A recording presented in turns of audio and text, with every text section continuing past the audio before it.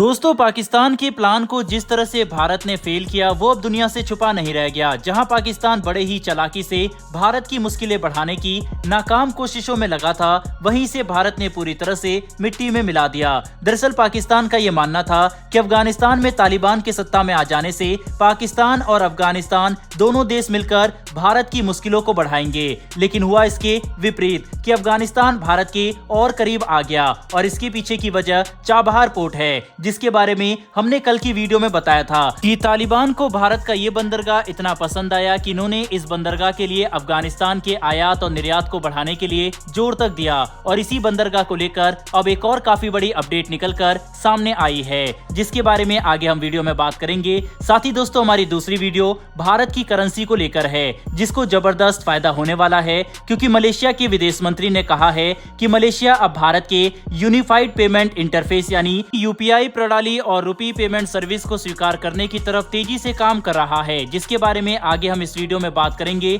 दोनों ही खबर काफी ज्यादा इंटरेस्टिंग है, इसीलिए वीडियो को अंत तक जरूर देखिएगा। तो चलिए शुरू करते हैं इस वीडियो को। दरअसल दोस्तों, तालिबान भारत और ईरान के रिश्ते लगातार मजबूत होते दिखाई दे रहे हैं। इसके पीछे की वजह यह है कि तालिबान को भारत और ईरान द्वारा तैयार किया गया चाबहार पोर्ट बहुत पसंद आया और तालिबान ने अपनी ईरान की इस्लामी गणराज्य की ऑफिशियल मीटिंग के दौरान चाबहार बंदरगाह का दौरा भी किया। इस यात्रा के दौरान चाबहार बंदरगाह के अधिकारियों से उन्होंने मुलाकात की और ये जानने और समझने की कोशिश की कि आखिर इसका कामकाज किस तरह से किया जाता है। उन्होंने इस बंदरगाह के जरिए अफगानिस्तान के इंपोर्ट और एक्सपोर्ट को बढ़ाने पर भी जोर दिया। दोस्तों, तालिबान पीएम के आर्थिक डेप्यूटी ने ईरान पक्ष से चाबहार बंदरगाह तक अफगानिस्तान की पहुंच को आसान बनाने के लिए कहा है, ताकि वो विश्व के बाजारों में अपनी चीजों को एक्सपोर्ट कर सके। भारत का मकसद भी दरअसल यही था कि इस बंदरगाह के बन जाने से पाकिस्तान को बाईपास करके सीधे अफगानिस्तान पहुंचा जा सके।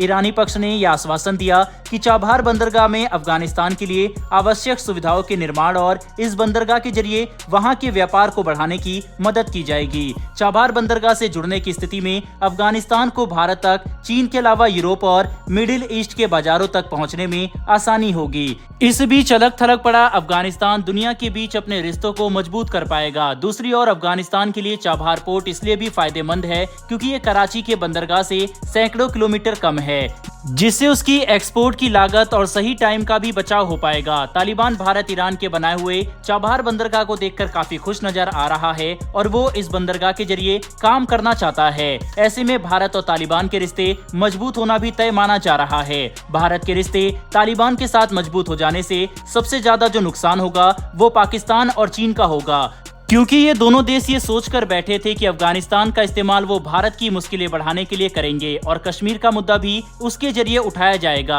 हालांकि हुआ इसके बिल्कुल उलट। वैसे दोस्तों, भारत हमेशा से अफगानिस्तान का तो सपोर्ट करता आया है, लेकिन तालिबान का भारत ने कभी भी सपोर्ट नहीं किया है। ऐसे में क्या भारत को तालिबान के साथ इस डील को फाइनलाइज करना चाहिए या फिर नहीं? अपनी राय कॉमेंट बॉक्स में जरूर बताइएगा। बहरहाल बढ़ते हैं हमारी दूसरी खबर की तरफ। दरअसल अब भारत की करेंसी को काफी जबरदस्त फायदा मिलने वाला है और ये फायदा इतना ज्यादा होगा कि पड़ोसी देश चीन और पाकिस्तान को एक बार फिर से भारत की तरक्की को देखकर मिर्ची लगना तो तय है, क्योंकि भारत अपने व्यापार के विकास के लिए वो गलतियां नहीं करना चाहता जो गलतियां चीन और पाकिस्तान सहित कई बड़े बड़े देशों ने की। इसी वजह से भारत संभल कर तेजी से आगे बढ़ रहा है। वहीं भारत रुपया के व्यापार में तेजी लाने के साथ यूपीआई और रुपए को अंतर्राष्ट्रीय स्तर पर ले जाने की कोशिशों में लगा है। इसमें कई देश उसके साथ हैं, जिसमें अब एक मलेशिया भी शामिल हो गया है। दरअसल मलेशिया के विदेश मंत्री ने कहा है कि मलेशिया अब भारत की यूनिफाइड पेमेंट इंटरफेस यानी कि यूपीआई प्रणाली और रुपी पेमेंट सर्विस को स्वीकार करने की तरफ तेजी से काम कर रहा है। दोनों ही देश बिजनेस को बढ़ावा देने के लिए डोमेस्टिक करेंसी में ट्रेड एग्रीमेंट पर सोच विचार कर रहे हैं। मलेशिया के विदेश मंत्री ने अपने भारत के साथ द्विपक्षीय कॉपरेशन कमीशन मीटिंग के बाद बताया कि दोनों देश डिफेंस सिक्योरिटी कॉपरेशन को बढ़ाने के तरीकों के बारे में भी तलाश कर रहे हैं, जिसमें डिफेंस इंडस्ट्री के बीच कॉपरेशन, मिलिट्री पर्सनल की टेस्टिंग और ज्वाइंट एक्सरसाइज शामिल है। उन्होंने ये भी बताया कि ज्वाइंट कमीशन की बैठक 12 साल के अंतराल में हुई है। यहीं पर विदेश मंत्री के रूप में पहली बार नई दिल्ली का दौरा करने वाले कादिर ने मलेशिया को हाल ही में अनाज की कमी से उभारने में मदद करने के लिए 1,70,000 टन चावल की सप्लाई के लिए भारत को धन्यवाद दिया। भारत के दौरे के दौरान मलेशिया के विदेश मंत्री ने यह बताया कि मलेशिया के बैंक यूपीआई स्वीकार करने की दिशा में काम कर रहे हैं। यह एक बेहद अहम कदम है। उन्होंने कहा कि मलेशिया को भी भारत की रुपए पेमेंट सेवा से कोई समस्या नहीं है। दोनों देशों को केवल टेक्निकल एक्सपेक्ट्स और सॉफ्टवेयर के माध्यम से काम करने की जरूरत है, जिसके लिए दोनों देश मिलकर काम करने के लिए तैयार भी हैं। दोनों देशों के बीच व्यापार को बढ़ावा देने के लिए मलेशिया का रुपए और यूपीआई को बढ़ावा देने का समर्थन करना भारत के लिए बड़ी बात है। बहरहाल दोस्तों, इस वीडियो में इतना ही, लेकिन रुपए की लगातार बढ़ती ताकत के लिए कमेंट बॉक्स में एक जय हिंद लिखना ना भूलिएगा।